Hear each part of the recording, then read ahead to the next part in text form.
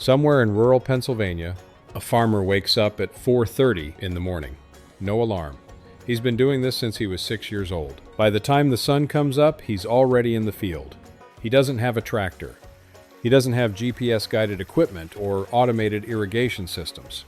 What he has is a team of horses, a community of neighbors who will show up without being asked, and a knowledge of the land that has been passed down through generations without ever being written down. And somehow, every single harvest season, he pulls it off. Thousands of tons of apples, potatoes, and corn grown and gathered by hand in a world that solved these problems with machines 60 years ago.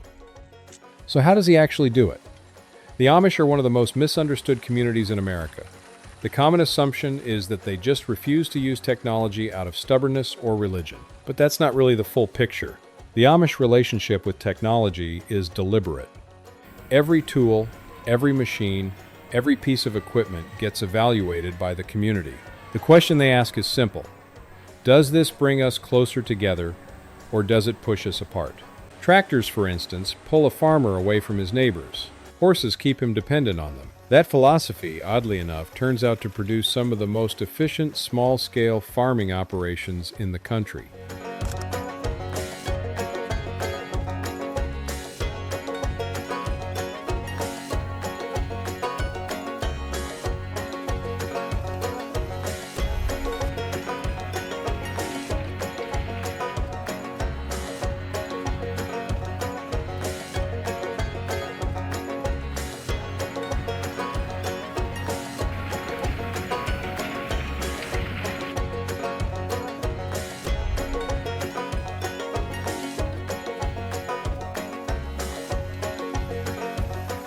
When potato season arrives, usually late August into September, an Amish farm transforms into something you'd have to see to believe.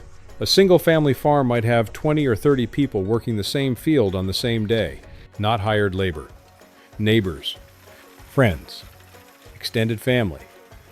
The whole community operates on a system of reciprocal labor. You show up for me during my harvest, I'll show up for you during yours. Nobody keeps score, because everybody keeps their word. The potato harvest itself starts with a single row digger pulled by 2 horses. It breaks up the soil and brings the potatoes to the surface. Then comes the part that no machine has fully replaced.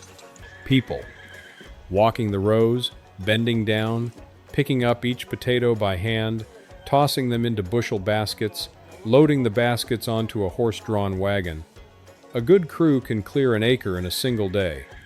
What surprises most outsiders is how fast it actually goes. When you have 25 people working in rhythm, the field disappears quickly. There's a pace to it, a physical memory built over years of doing the same motion in the same field at the same time of year. The potatoes get stored in root cellars dug into the hillside, cool, dark, and naturally humidified by the earth around them.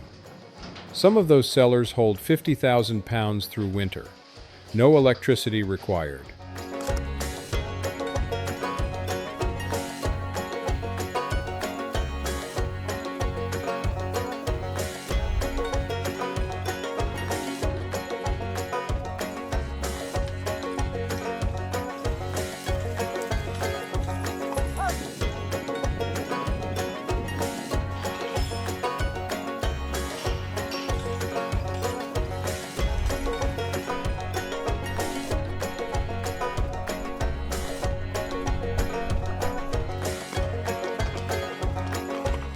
Apple harvest works differently because the trees have a schedule of their own. A mature apple orchard on an Amish farm might have 200 trees, each one planted by someone who is now elderly or gone. The harvest window is narrow. Miss it, and the apples fall on their own, bruise on the ground, and rot before they can be sold. So when the apples are ready, everything stops, and the orchard becomes the priority.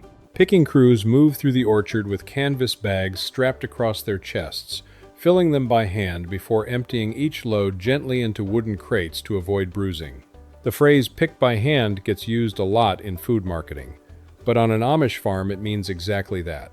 Every single apple touched by a human being before it leaves the tree. For cider production, Many Amish farms run hand-cranked or horse-powered presses that have been in use for 80 or 100 years. The equipment is maintained, repaired, and passed on. A press built in 1940 that still works is not replaced just because a newer model exists.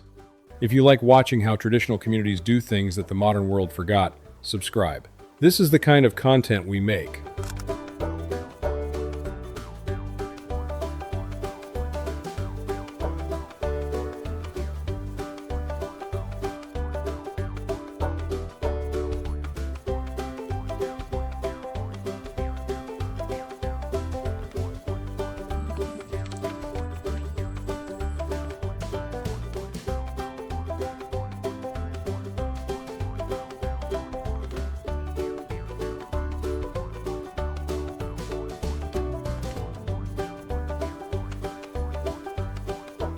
Corn harvest is where Amish farming gets genuinely remarkable to watch. Sweet corn for eating gets picked by hand in the late summer. But field corn, the kind grown for animal feed and grain storage, gets harvested in fall using a horse-drawn corn binder. The binder cuts the stalks and ties them into bundles, and the bundles get stood up in the field in clusters called shocks. Rows and rows of them, drying in the sun. It's one of the most visually distinctive sights in American farming, and it's barely practiced outside Amish communities anymore. After drying, the shocks get gathered and fed through a threshing machine at a central location. Many Amish communities still use steam-powered threshers from the early 1900s, massive iron machines that separate the grain from the husks with a sound like a factory running. The whole community shows up for threshing day the same way they show up for any big job. It's social. There's food involved. Children are watching from the fence. The output from a single threshing day can be staggering. A well-managed Amish farm might harvest 300 to 500 bushels of corn from a few acres, all of it processed in a single afternoon by a community that has been doing this together for generations. What Amish farming actually demonstrates is something that the modern agricultural industry spent decades trying to engineer around and never fully solved. Scale is not always the answer. A 400-acre industrial corn operation produces more total grain than an Amish family farm, obviously.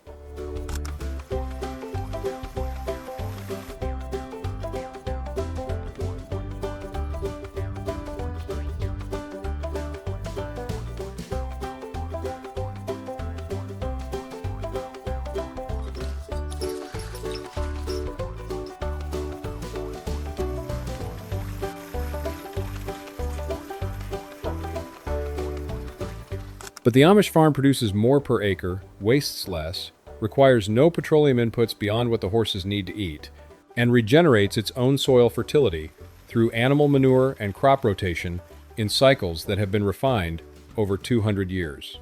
Their fields don't erode the way industrial fields do. Their soil gets richer every decade instead of depleting. And when a bad year comes, a drought or a late frost or a wet spring, an Amish farm weathers it in ways that a monocrop industrial operation often can't, because the diversity of what they grow gives them options. None of that is accidental. It's the accumulated knowledge of a community that never outsourced its memory to someone else. The farmer who woke up at 4:30 this morning will do the same thing tomorrow. His son is already learning how to read the weather, how to feel when the soil is right for planting, how to listen to the horses when they're tired.